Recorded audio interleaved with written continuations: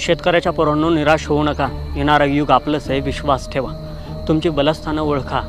दूध, अंडी, मांस, मटण, अन्नधान्य याच्याशिवाय जगाला पर्यायच असू शकत नाही. म्हणजे थोडक्यात आपल्याशिवाय या जगाला पर्यायच असू शकत नाही.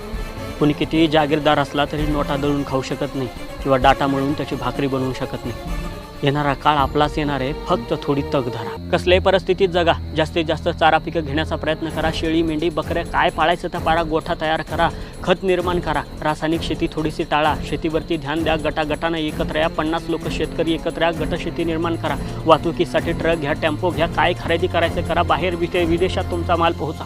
गावकी भावकी हेवे दावे, गावातले भांडणं बांधावरनं भांडणार जाळ करा या गोष्टीचा. गावातलं राजकारण पेटून द्या. काही घेणं देणं नाही. स्थानिक प्रतिनिधी, साहेब, आमदार ह्या त्या गोष्टी जशी काशी करायची करून द्या. ह्यांना काही घेणं देणं नाही. यांच्या नादाला लागू नका. आपल्याला स्वराज्य उभं करायचं, फक्त या गोष्टीवरती ध्यान ठेवा. आणि शेतकऱ्याच्या पोरांनो, हातातलं तेवढ्या मोबाईलचा जाळ करा. अरे महत्त्वाची माहिती ठीक आहे,